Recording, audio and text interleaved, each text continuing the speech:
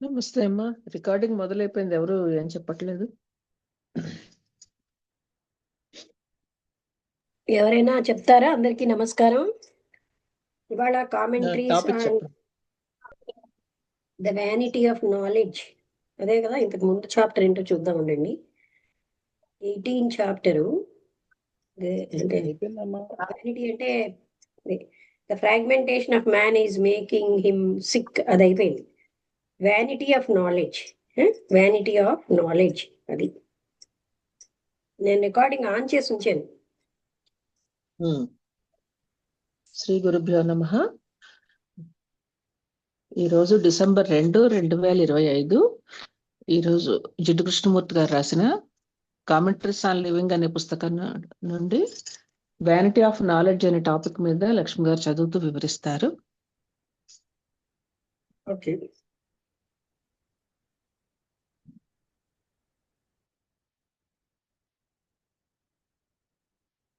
Vanity అంటేనండి show work అనమాట. మాకెంత వచ్చు అంత వచ్చు అన్న ఒక రకమైన గొప్ప ఆ విషయం మీద ఈ టాపిక్ అన్నమాట.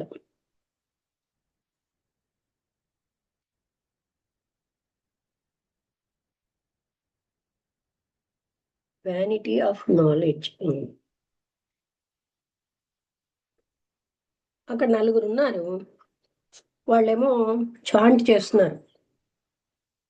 వాళ్ళు సొంతంగా ఒక పెద్ద వ్యక్తి ప్రాపంచిక విషయాల్లో ఆయనకు ఇష్టం లేదు, ఆసక్తి లేదు, కానీ త్యాగం చేయడం ద్వారా కాదు. వాళ్ళు ప్రపంచిక విషయాలకి ఆకర్షితులు అవ్వలేదు. వాళ్ళు చాలా పెద్దవాళ్ళు అయిపోయారు, కానీ పరిశుభ్రమైన బట్టలతో, గంభీరమైన ముఖాలతో వాళ్ళు, మీరు ఎప్పుడైనా ఎవరెవరు వెళ్తున్నారు స్ట్రీట్లో అదేం గమనించటం లేదు. వాళ్ళు ఎప్పుడైతే చాంట్ చేయడం అంటే వర్లించడం మొదలెట్టారో వాళ్ళ ముఖాలు చాలా ఇది అయిపోయిందా, ట్రాన్స్ఫార్మ్డ్ అండ్ బికేమ్ రేడియంట్, అంటే కాంతివంతంగా, ఏజ్లెస్, వయసు లేకుండా వాళ్ళు పదాల యొక్క సౌండ్స్ని పవర్ఫుల్, అంటే ఇంటోనేషన్ అంటే అదే ఏ వేలో దాన్ని ఉచ్చరించాలో అవన్నిటితో ఎక్స్ట్రా అద్భుతమైనటువంటి ఆ వాతావరణాన్ని ఒక ప్రాచీనమైన భాషతో ఉన్నారు. వాళ్లే పదాలు, అక్కడున్న సౌండ్, మీనింగ్ అన్నీ వాళ్ళే. ఆ పదాల యొక్క ఆ శబ్దం అన్నది తనకి చాలా లోతుంది. అది ఏంటంటే ఒక వైర్లు ఉన్నటువంటి, అంటే వీణలాగా వైర్లు ఉన్నటువంటి ఇన్స్ట్రుమెంట్ యొక్క శబ్దం కాదు, లేకపోతే ఒక డ్రమ్ముది కాదు, అలాగే కేవలంగా లోతైనటువంటి మానవ సౌండ్, జీవంగా ఉంది. ఆ పదాలకు ఎంతో ప్రాముఖ్యత ఉంది. కాలంతో వాటి యొక్క ఉపయోగంతో అవి చాలా పవిత్రమయ్యాయి. ఆ చాంటింగ్ ఏమో పాలిష్డ్ లాంగ్వేజ్ లో చాలా పర్ఫెక్ట్ గా ఉంది. దాని సౌండ్ ఆ రూమ్ అంతా నిండిపోయింది. అదేమో నీ గోడల్లోకి చొచ్చుకుని వెళ్తోంది. అక్కడ ఉన్నటువంటి గార్డెన్ లోకి, మనస్సు అండ్ హృదయంలోకి చొచ్చుకుపోతుంది. అదేమో ఒక పాట పాడేవాడి సౌండ్ కాదు, స్టేజ్ మీద పాట పాడేవాడి సౌండ్ కాదు, కానీ ఆ సైలెన్స్ రెండు ధ్వనుల మధ్య ఉన్నటువంటి అంటే అది అన్నమాట. అంటే అది ఎలాంటిది అంటే, ఆ సైలెన్స్ ఎలాంటిదంటే అక్కడ రెండు ధ్వనుల మధ్య ఉన్నది. మీ శరీరం అది అన్కంట్రోలబుల్ గా వణుకుతోంది ఆ సౌండ్, ఆ పదాలతోటి. అది మీ బోన్ మ్యారోస్ లోపలికి వస్తుంది. మీరు సంపూర్ణంగా నిశ్చలంగా కూర్చున్నారు. అది మీ యొక్క దాని యొక్క మూమెంట్స్ ని తోటి ఉన్నది. అది చాలా జీవంతంగా డాన్స్ చేస్తూ వైబ్రెంట్ గా మీ మనస్సు దానికి సంబంధించి ఉంది. అదేమో మిమ్మల్ని నిద్రించేటట్టు చేసే సౌండ్ కాదు, అదేమో మిమ్మల్ని కదిలించి హర్ట్ చేస్తున్నట్టుంది. అది ఎంతో లోతైనది. అక్కడ ఉన్నటువంటి ఆ సౌందర్యం పవిత్రమైన టోన్ది. అది ఎవరు కూడా అప్లాస్ అంటే ఏంటి, చెప్పట్లు దాంతో టచ్ అవ్వట్లేదు. అది కీర్తితో టచ్ అవ్వదు, అది ప్రపంచంతో టచ్ అవ్వదు. ఇది ఎలాంటి టోన్ అంటే దాని నుంచి అంత శబ్దము, అంత మ్యూజిక్ వస్తుంది. అదే అదే దాని నుంచే అంత ఉద్భవిస్తుంది.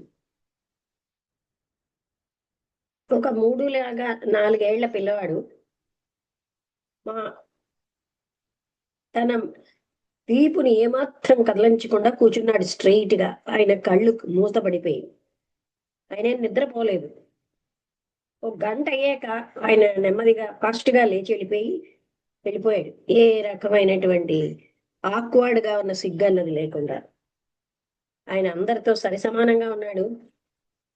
ఎందుకంటే ఆ పదాల యొక్క సౌండ్ ఆయన హృదయంలో ఉంది. అంటే ఎవడు ఆ చిన్న పిల్లవాడి ఎవడైతే లేచి వెళ్ళిపోయాడు.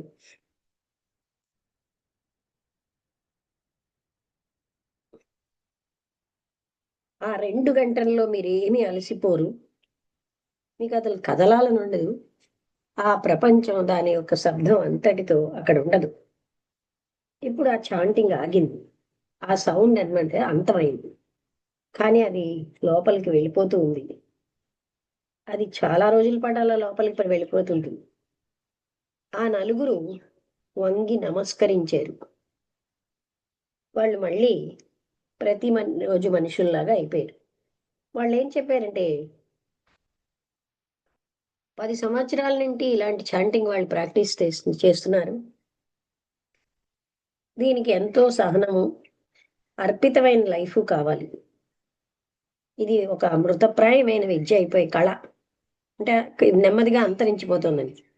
ఎందుకంటే ఈ రోజుల్లో వాళ్ళ జీవితాన్ని దానికి అర్పించడానికి ఎవరు కూడా సంసిద్ధంగా లేరు.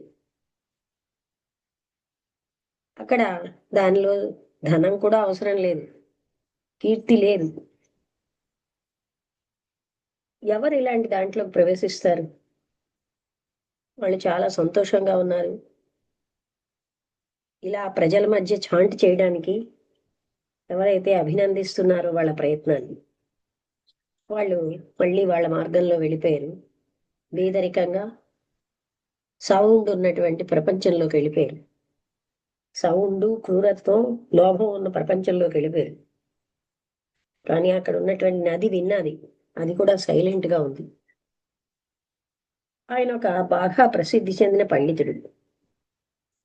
ఆయన తన స్నేహితులతో వచ్చాడు. ఒక శిష్యుడు లేదా 2 ఉన్నారు.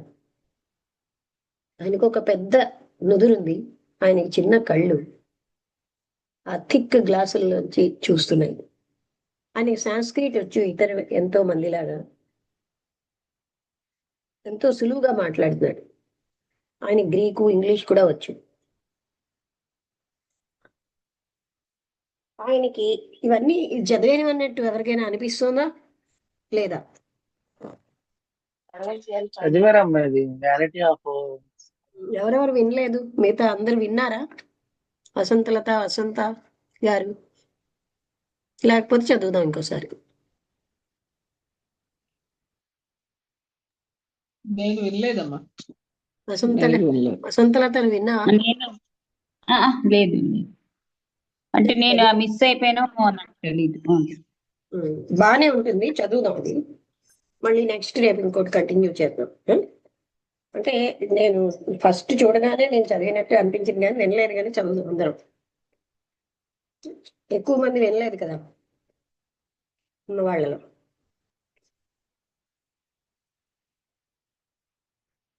అయితే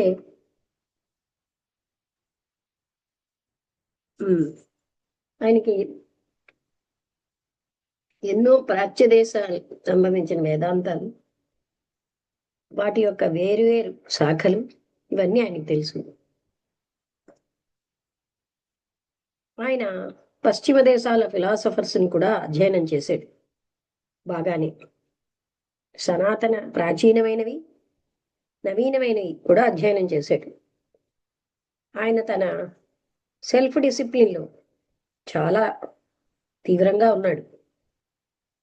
ఆయన ఎన్నో రోజులు మౌనంతో ఫాస్టింగ్లోనే ఉండిపోయాడు. ఆయన రకరకాలైన ధ్యాన పద్ధతులు ప్రాక్టీస్ చేశాడు. ఆయన ఒకప్పుడు చాలా యంగ్గా ఉండేవాడు. బహుశా అంటే ఇలాంటివన్నీ ప్రాక్టీస్ చేసినప్పుడు బహుశా ఆయన 40 సంవత్సరాల టైంలో ఆయనకి చాలా ఆసక్తిగా ఉన్నాడు. ఆయన స్నేహితులు, శిష్యులు ఆయన చుట్టూరా కూర్చున్నారు. వాళ్ళు ఎంతో భక్తిపూర్వకంగా ఆశిస్తూ అంటే కూర్చున్నారు. ఏ రకమైన ప్రశ్న ప్రిక్లూడ్ అంటే ఏంటి స్టార్టింగ్ అనా విచ్ ప్రిక్లూడ్స్ ఎనీ క్వశ్చనింగ్.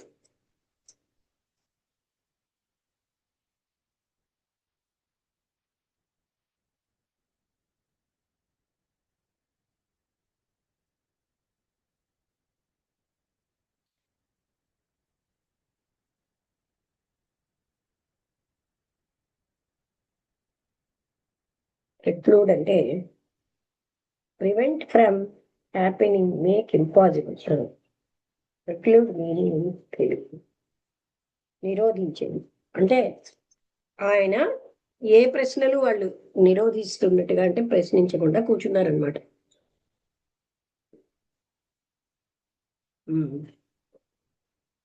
వాళ్ళకి సైకిక్ అనుభవాలు, విజన్స్, అటువంటి స్కాలర్స్ అన్నమాట. ఎవరికైతే ఎంతో అంటే డిక్షనరీ టైప్ ఆఫ్ జ్ఞానం, విజన్స్, సైకిక్ అనుభవాలు, వాళ్ళ యొక్క అండర్స్టాండింగ్ విషయంలో వాళ్ళు చాలా ష్యూర్గా ఉన్నారు. వాళ్ళు ఈ సంభాషణలో పాలు పంచుకోలేదు, కానీ వింటున్నారు. చాలా ఏం జరుగుతుందో చాలా జాగ్రత్తగా వింటున్నారు. తర్వాత వాళ్ళందరూ చాలా తీవ్రంగా డిస్కస్ చేసుకుంటున్నారు, వాళ్ళంతటి వాళ్ళు చేసుకుంటారు. కానీ ఇప్పుడు వాళ్ళు ఒక రకమైనటువంటి గౌరవప్రదమైన సైలెన్స్ మెయింటైన్ చేస్తున్నారు హయ్యర్ అథారిటీ ముందు. అంటే సమక్షంలో వాళ్ళేం మాట్లాడకుండా ఉన్నారు. అక్కడ కొంతకాలం సైలెంట్గా ఉన్నారు అందరూ. అప్పుడు ఆయన మొదలుపెట్టాడు. అక్కడ ఏ గర్వము లేదు, జ్ఞానం ఉన్నాన అన్న గర్వం కూడా లేదు, అంటే జ్ఞానం ఆర్జించాడన్న గర్వం కూడా లేదు. నేను మీ దగ్గరికి ఒక ఎంక్వైరర్గా వచ్చాను, నాకు తెలిసిన దాన్ని ప్రదర్శించుకోవడానికి కాదు. నేను చదివిన దానికి అనుభవించిన దానికంటే అతీతంగా నాకేం తెలుసు. నేర్చుకోవడం అన్నది గొప్ప సద్గుణం. తెలుసున్న దాంతో తృప్తి పడ్డం అన్నది చాలా మూర్ఖత్వం. నేను ఇక్కడ అంటే వాదించాలన్న స్పిరిట్తో రాలేదు. ఆర్గ్యుమెంట్ అనేది అవసరమైన డౌట్ వచ్చినప్పుడు, అంటే డౌట్ వచ్చినప్పుడు ఆర్గ్యుమెంట్ అవసరమైన ఆయన ఆర్గ్యూ చేయాలన్న స్పిరిట్తో రాలేదు, అంటే వాదించాలన్న ఉద్దేశంతో రాలేదు. నేను అన్వేషించడానికి వచ్చాను, తిరస్కరించడానికి కాదు. నేను చెప్పినట్టుగా నాకు చాలా సంవత్సరాలు ప్రాక్టీస్ చేశాను ధ్యానాన్ని. కేవలంగా హిందూ అండ్ బుద్ధిస్ట్ రూపాలే కాకుండా వెస్టర్న్ టైప్స్ కూడా నేను ప్రాక్టీస్ చేశాను. ఇది నేను ఎందుకు చెప్తున్నానంటే మీకు నేను ఎంతవరకు మనస్సుకు అతీతమైన దాన్ని అన్వేషిస్తున్నానో మీకు తెలియడానికి ఇవన్నీ చెప్తున్నాను అన్నారు.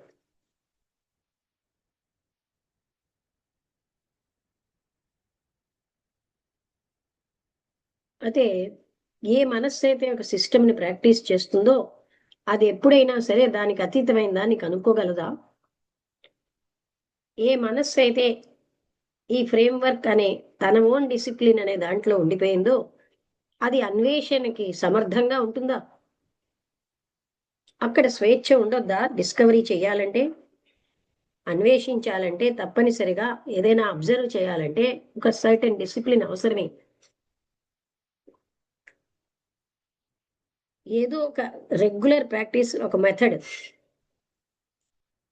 దాన్ని అవగాహన చేసుకోవాలంటే దట్ విచ్ వన్ ఫైండ్స్, దానికి అనుకున్నది అవసరమే. ఇప్పుడు సార్ మేమందరం ఏం అన్వేషిస్తున్నాయి? ఒక రకమైన మార్గాన్ని, మా దుఃఖాల నుంచి, మా బాధల నుంచి పోయే మార్గాన్ని అన్వేషిస్తున్నాం. కానీ ఈ అన్వేషణ అంతమైపోతుంది ఎప్పుడైతే ఒక మెథడ్ అన్నది మా దుఃఖాన్ని అంతం చేయడానికి కావలసిన దాన్ని మేము పద్ధతులు, మార్గాలు తెలుసుకుంటే, దుఃఖాన్ని అవగాహన చేసుకోవడంలోనే దాన్ని అంతం చేయడం ఉంటుంది. ఆ మెథడ్ ని ప్రాక్టీస్ చేయడం కాదు. అయితే ఈ దుఃఖానికి అంతం అన్నది, మనస్సు అన్నది కంట్రోల్ అవ్వకపోతే ఎలా ఉంటుంది? ఏకాగ్రత అండ్ లక్ష్యంతో మనస్సుని గాని ఆ దుఃఖాన్ని గాని అంతం చేయకపోతే, అంటే మనస్సు the mind is not well controlled, మనస్సుని బాగా కంట్రోల్ చేయకుండా ఏకాగ్రతతో లేకపోతే దుఃఖం ఎలా అంతం అవుతుంది? మీ ఉద్దేశం ఏంటి? డిసిప్లిన్ అన్నది అవసరం లేదనా అవగాహనకి? డిసిప్లిన్ ద్వారా, రకరకాలైన ప్రాక్టీసెస్ ద్వారా ఒకరు తన మనస్సుని, కోరికలతో నిండిన మనస్సుని అవగాహన చేసుకోగలరా? అవగాహన చేసుకోవాలంటే మనస్సు అన్నది స్వేచ్ఛగా ఉండొద్దా? స్వేచ్ఛ అన్నది చిట్ట చివరిలో, ఈ ప్రయాణం చివరిలో ఉంటుంది. కానీ ఆరంభంలో వ్యక్తి కోరికలకి బానిసగా ఉంటాడు. ఆ కోరికలకు సంబంధించిన విషయాలతో బానిసగా ఉంటాడు. తన్ని తాను ఫ్రీ చేసుకోవాలంటే బంధాల నుంచి, ప్లెజర్స్ ఆఫ్ ద సెన్సెస్, ఇంద్రియ సుఖాల నుంచి, అక్కడ డిసిప్లిను, రకరకాలైన సాధనాలు యొక్క ప్రాక్టీసెస్ ఉంటాయి. లేకపోతే మనస్సు కోరికలకి లోనైపోతుంది, దాని వలలో చిక్కుకుపోతుంది.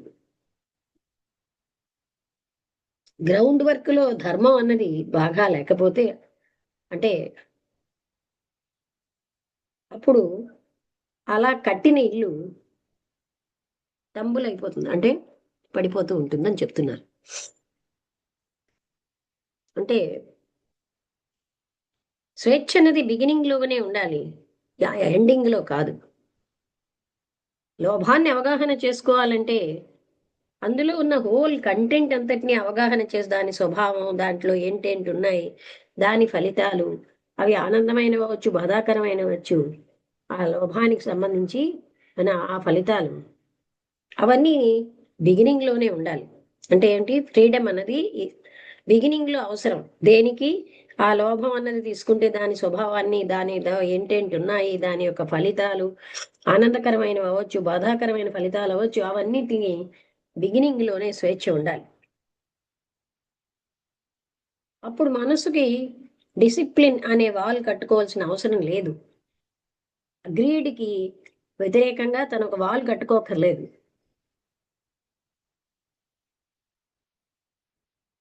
మొత్తం అంతటినీ తప్పనిసరిగా దుఃఖానికి, కన్ఫ్యూజన్కి లీడ్ చేస్తోంది అనుకోండి. అంటే ఈ సంపూర్ణత్వం అన్నది అనే అసూయతో అది దుఃఖానికి, కన్ఫ్యూజన్కి లీడ్ చేస్తే దాని నుంచి మనం గ్రహించాలి. అలాగే డిసిప్లిన్, దానికి వ్యతిరేకంగా డిసిప్లిన్ అది ఉంటే దానితో ఉన్నటువంటి సంఘర్షణలు, అదే ఆలోచన, attention, understanding of total significance of sorrow, దుఃఖం యొక్క ప్రాముఖ్యతను అవగాహన చేసుకోవడానికి ఎప్పుడైతే మీరు వాడతారో, అంటే టోటల్ అటెన్షన్తో దుఃఖం యొక్క ప్రాముఖ్యతను అవగాహన చేసుకుంటారో, అప్పుడు సంపూర్ణమైన దుఃఖం అంతమన్నది వస్తుంది. కానీ మనం ఈ సాంప్రదాయం అనేటటువంటి నిగ్రహంలో పట్టుబడిపోయాం, అంటే దాంతో బంధించబడ్డాం డిసిప్లిన్ తోటి. అందుకే అక్కడ అవగాహన, దుఃఖం యొక్క మార్గాలను అవగాహన చేసుకోవట్లేదు. నేను వింటున్నాను కానీ నాకు అవగాహన అవ్వలేదన్నారు. ఎప్పుడైతే మనస్సు ముగింపులతోటి, దానికి ఉన్నటువంటి నమ్మకాలతో ఉన్న ముగింపులతో అది పట్టుకుని వింటూ ఉంటే, అక్కడ వినడం అన్నది ఉంటుందా? దాని అనుభవాలు, దాని యొక్క అంటే అది ఎష్యూరెన్సెస్, అంటే భరోసాలతో కూడినటువంటి ముగింపులతో ఉన్న మనస్సుకి వినడం అన్నది సంభవమా? తప్పనిసరిగా ఎప్పుడు మనిషి వింటాడంటే మనస్సు ఎప్పుడైతే నాకు తెలుసును అనేది, అంటే మనస్సుకు ఆల్రెడీ తెలుసున్న దాంతో వింటున్న దాన్ని ట్రాన్స్లేట్ చెయ్యదో అప్పుడే మనస్సు వినగలదు. అంటే గతంలో ఉన్న జ్ఞానంతో నాలెడ్జ్ అన్నది, అంటే మనం పోగు చేసుకున్న జ్ఞానం వినడాన్ని ఆపేస్తుంది. ఒక వ్యక్తికి ఎంతో తెలియచ్చు, కానీ ఏదైనా వినడం టోటల్గా డిఫరెంట్ విషయం. తనకు తెలుసున్న దానికంటే తెలియడం ఒక ఎత్తు, వినడం వేరు. ఆ తెలుసున్న జ్ఞానం అంతా పక్కన పెట్టేయాలి. అవునా అని అడుగుతున్నారు. అయితే నేను విన్నది నిజమా కాదా అనేది ఎలా తెలుస్తుందండి? అప్పుడు వ్యక్తికి సత్యము అసత్యము అన్నవి అభిప్రాయం మీద, జడ్జిమెంట్ మీద బేస్ అయి లేవు. అవి ఎంత జ్ఞానవంతమైనా ప్రాచీనమైనవైనా అసత్యంలో ఉన్న సత్యాన్ని గ్రహించడానికి, అలాగే నిజమని చెప్పిన దాంట్లో ఉన్న అసత్యాన్ని గ్రహించడానికి, సత్యాన్ని సత్యంగా గ్రహించడానికి ఒక రకమైన దాని యొక్క కండిషనింగ్స్ లో పట్టుకోబడని మనస్సు అవసరం. అంటే కండిషనింగ్స్ తో నిండిపోని మనస్సు ఉంటేనే మనం అసత్యంలో ఉన్న సత్యాన్ని, సత్యంలో ఉన్న అసత్యాన్ని, సత్యంలో ఉన్న సత్యాన్ని గ్రహించగలం.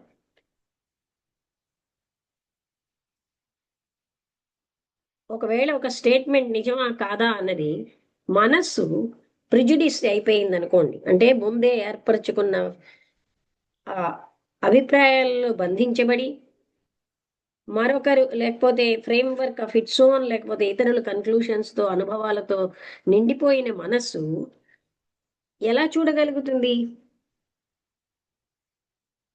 ఒక స్టేట్మెంట్ నిజమా కాదా అన్నది? అలాంటి మనస్సు అన్నది దాని యొక్క పరిమితుల్నే అది ఎరుకతో చూస్తుంది.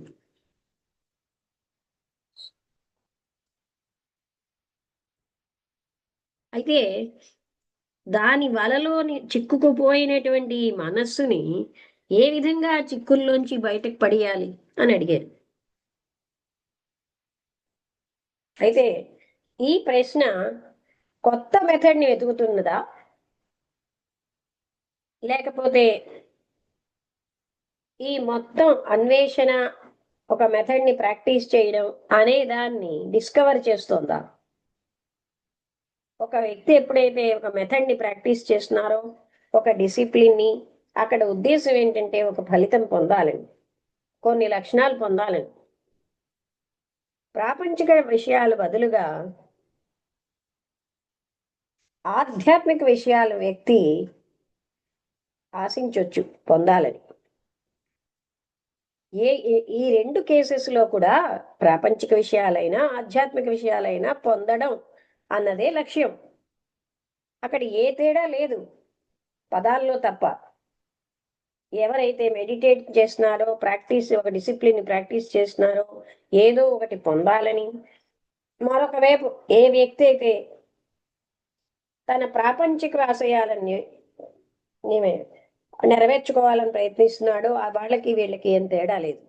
ఈ ఇద్దరు కూడా అంబిషియస్ గా ఉన్నారు, లోభంతో ఉన్నారు. వాళ్ళకి ముఖ్యం. అదే గాని యథార్థమైతే ఎలాగ ఈ అసూయ, యాంబిషను, లోభము అన్నవి అంతమవుతాయి, పక్కన పెట్టగలం. మళ్ళీ మీరేం పాయింట్ చేస్తున్నారంటే, సూచిస్తున్నారంటే ఎలాగా అంటే ఒక మెథడ్ మీకేమో స్వేచ్ఛని తెస్తుంది అనే మెథడ్ని మీరు అన్వేషిస్తున్నారు. అప్పుడు మీ ఎంక్వైరీ అంతమైపోతుంది సమస్యతో. అప్పుడు అవగాహన అన్నది ఉండదు. ఏదైనా సంపూర్ణంగా గ్రహించాలంటే ఆ సమస్య యొక్క ప్రాముఖ్యతని, అప్పుడు ఆ మొత్తం ప్రయత్నము అనే దాన్ని అంతటిని చూడాలి. ఒక స్వల్పమైన మనస్సు అది నేను స్వల్పంగా ఉండకూడదు అని ప్రయత్నం చేస్తే అది స్వల్పమే. లోభంతో ఉన్న మనసు నేను ఔదార్యంగా ఉండాలని డిసిప్లిన్ చేసుకుంటే అది కూడా లోభం, అది ఇంకా లోభమే. ఏదో ఒకటి అవ్వాలని, ఏదో ఒకటి అవ్వకూడదని, అదంతా కూడా సెల్ఫ్ యొక్క కొనసాగింపు.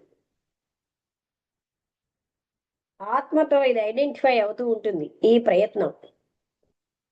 లోపలున్న ఆత్మ అంటే లోపల నివసిస్తున్న భగవంతుడు మొదలైన వాటితో. కానీ లోపల లోపల ఇంకా గ్రీడే ఉంది, యాంబిషన్ ఉంది. అదే సెల్ఫ్. దానికి ఉన్నటువంటి కాన్షియస్ ఆర్ అన్కాన్షియస్ ఆ అట్రిబ్యూట్స్ అన్నిటితో అదే సెల్ఫ్ కంటిన్యూ అవుతూ కొనసాగుతుంది. అయితే మీరు ఒక ఫలితాన్ని పొందాలన్న అన్ని ప్రయత్నాల్ని, ప్రాపంచికం అవనండి, ఆధ్యాత్మికం అవనండి, సెల్ఫిష్నెస్ అనేటటువంటి విషయంలో రెండు ఒకటే అని అంటున్నారు. ఈ స్వార్థం అన్నది అన్నిటికీ మూలం. అటువంటి ప్రయత్నం అహంకారాన్ని బలపరుస్తుంది. అవును అన్నారు. ఏ మనస్సు అయితే సద్గుణాన్ని ప్రాక్టీస్ చేస్తోందో అది సద్గుణాలు లేకుండా అయిపోతుంది. నమ్రత అన్నది పెంపొందించుకోవడం వల్ల వచ్చేది కాదు. అలా పెంపొందించుకోవడం వల్ల వస్తే అది నమ్రతే కాదు. అది క్లియర్గా ఉంది ఆ పాయింట్ నాకు. మీరు బద్ధకాన్ని, మానసిక బద్ధకాన్ని ప్రోత్సహించటం లేదు. అయితే ప్రయత్నం యొక్క, నిజమైన ప్రయత్నం యొక్క స్వభావం ఎలా ఉంటుంది?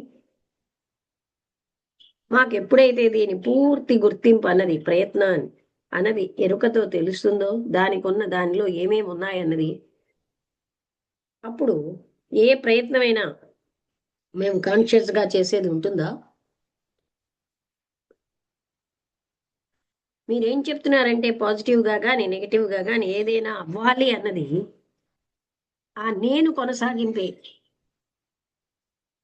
అదేంటంటే కోరికతో ఐడెంటిఫై అవుతుంది, దానికి సంబంధించిన విషయాలన్నిటితో ఐడెంటిఫై అవుతున్న సెల్ఫ్. ఈ ఫ్యాక్ట్ అన్నది అవగాహన అవుతే మీరేమడుగుతున్నారంటే మాకు తెలిసి ఎఫర్ట్ అన్నది ఉంటుందా? నేను ఒక స్థితిని అవగాహన చేసుకుంటున్నాను, ఆ ప్రయత్నం అంతా ఆగిపోయిన స్థితి అన్నారు.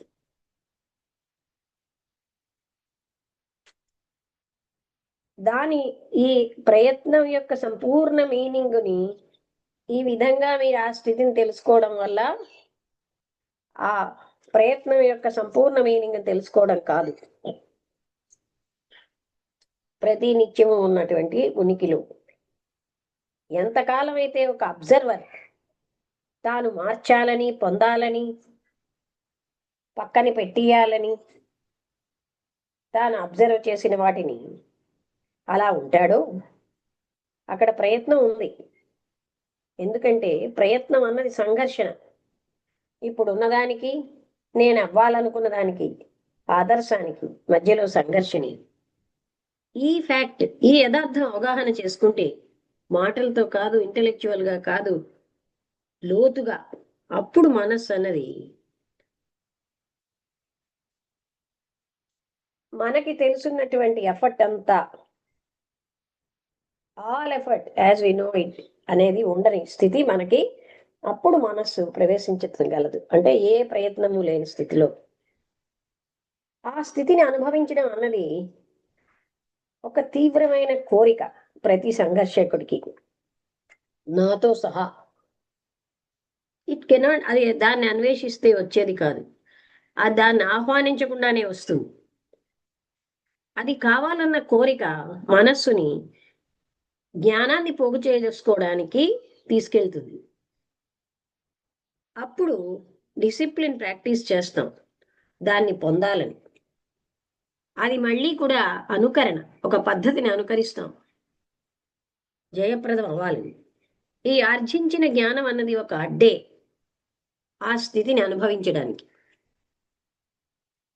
ఏ విధంగా జ్ఞానం అడ్డవుతుందండి అని ఆయన షాకింగ్ వాయిస్లో అడిగారు. ఈ జ్ఞానం అనేటటువంటి సమస్య చాలా క్లిష్టమైనది. ఈ జ్ఞానం అన్నది గతంలో ఉన్న కదలిక.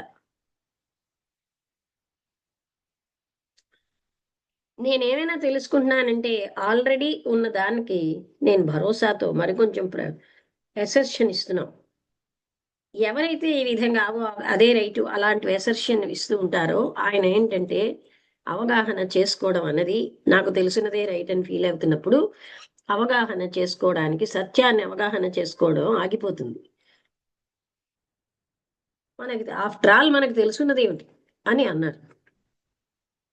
నాకు కొన్ని వైజ్ఞానికమైన నైతికమైన యథార్థాలు తెలుసు. ఆ జ్ఞానం లేకపోతే ఈ నాగరికతతో ఉన్న ఈ జగత్ అన్నది అది మళ్ళీ కూడా ఆదిమానవుడి స్థితికి వెళ్ళిపోతుంది. మీరు బహుశా అది చెప్పట్లేదు కదా. ఈ యథార్థాలన్నిటికీ అతీతంగా నాకేం తెలుసు? నాకేం తెలుసు అంటే అనంతమైనటువంటి కారుణ్యంతో ఉన్న ఒక సుప్రీం ఉంది. అదేమీ ఒక యథార్థం కాదు, అదొక సైకలాజికల్ నమ్మకం. మనస్సుకి కండిషన్ అయిపోయింది ఏదో ఒక నమ్మకానికి.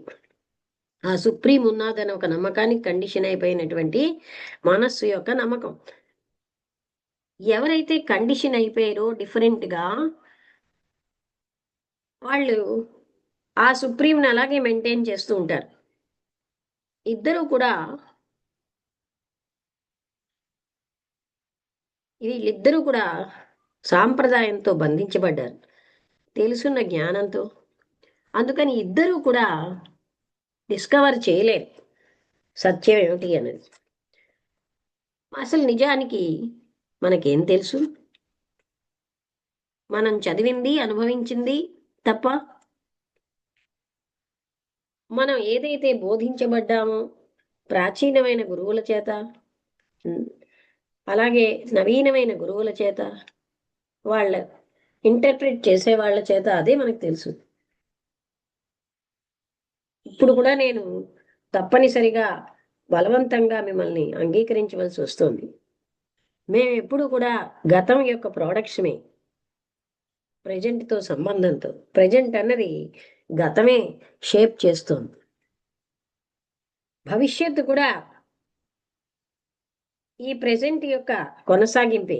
ఏ ప్రెజెంట్ అయితే గతంతో షేప్ అయిందో, ఇది ఇక్కడ అంగీకరించడమా అనే విషయం కాదు. ఇక్కడ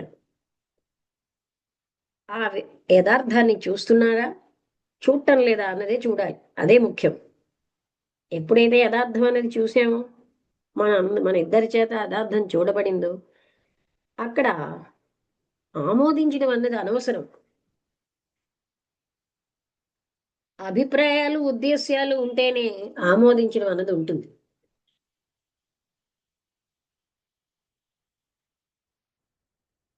మీరేం చెప్తున్నారంటే మేము బోధించబడింది అదే మాకు తెలుసు, అంతకు ముందు ఉన్నటువంటి అనుభవాలు అవి మేము రిపీట్ చేస్తున్నాం. మా విజన్స్, యాస్పిరేషన్స్, వాటి యొక్క రెస్పాన్సెస్, కండిషనింగ్స్ ఇవే మేము, అండ్ నథింగ్ మోర్.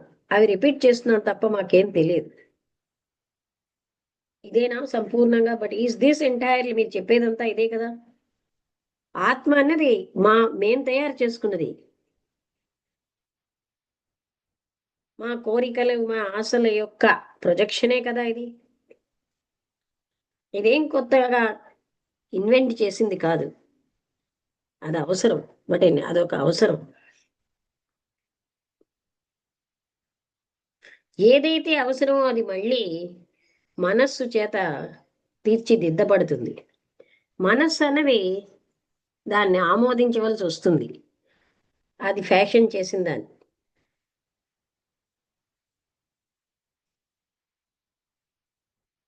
అందుకని మనస్సులు, అక్కడున్న ప్రజలందరి మనస్సులకి ట్రైనింగ్ ఇస్తారు, ఒక నమ్మకాన్ని అంగీకరించేటట్టు, లేకపోతే దానికి వ్యతిరేకమైన దాన్ని. ఈ ఇద్దరూ కూడా అవసరంలోంచి ఉద్భవించారు, ఆశలోంచి, భయంలోంచి, సుఖము లేదా పవర్ కావాలన్న కోరికలోంచి. మీ యొక్క రీజనింగ్ అన్నది ఏం చేస్తోందంటే కొన్ని యథార్థాలు మమ్మల్ని తప్పనిసరిగా చూసేటట్టు చేస్తోంది.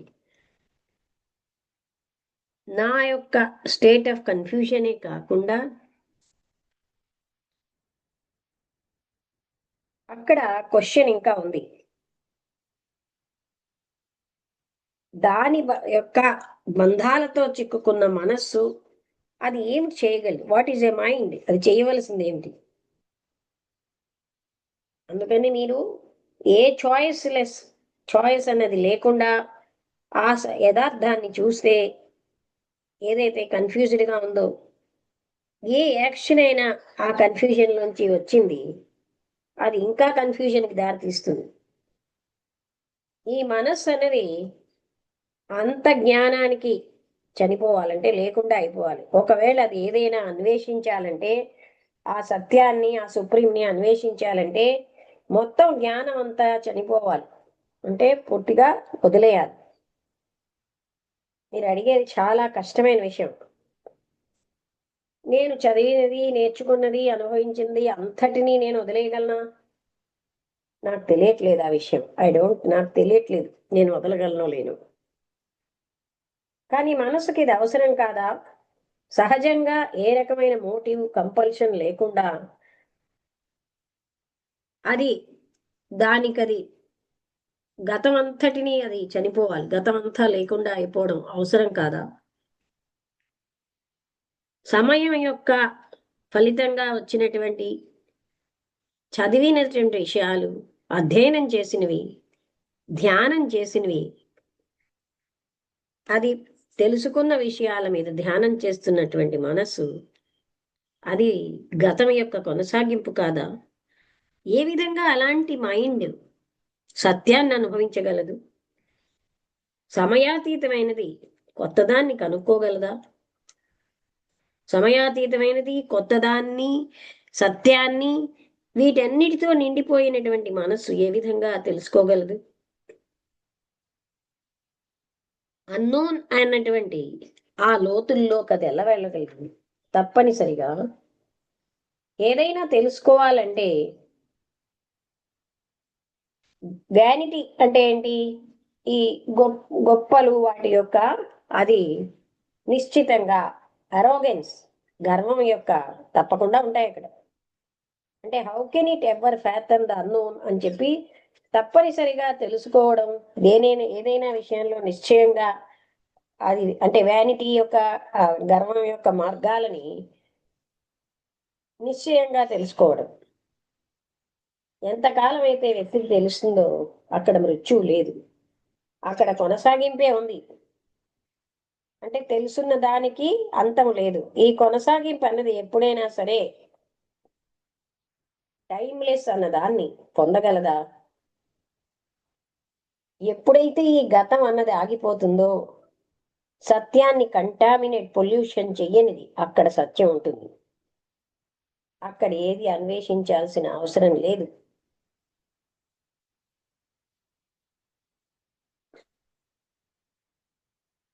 ఒక పార్ట్ ఆఫ్ మైండ్కి తెలిసి ఏంటంటే శాశ్వతత్వం